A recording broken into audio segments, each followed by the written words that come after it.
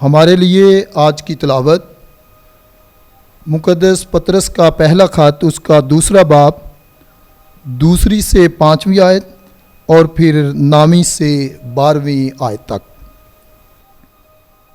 نوزاد بچوں کی مانند خالص روحانی دودھ کے مشتاق رہو، تاکہ تم اس کے وسیلہ سے نجات کے لیے بڑھتے جاؤ، بشرطے تم نے چکھ لیا ہو کہ خداوند کس قدر مہربان ہے۔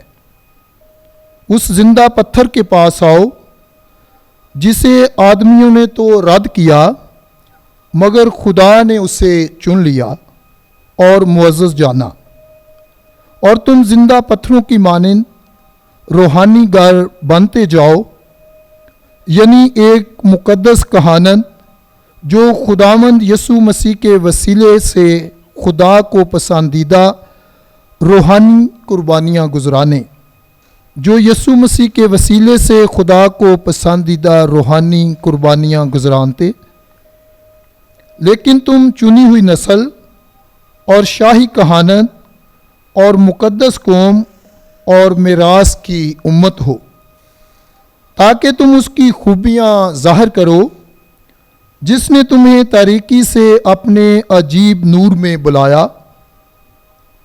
تم پہلے کوئی امت نہ تھے، مگر اب خدا کی امت ہو۔ پہلے تم پر رحمت نہیں ہوئی تھی، مگر اب تم پر رحمت ہوئی ہے۔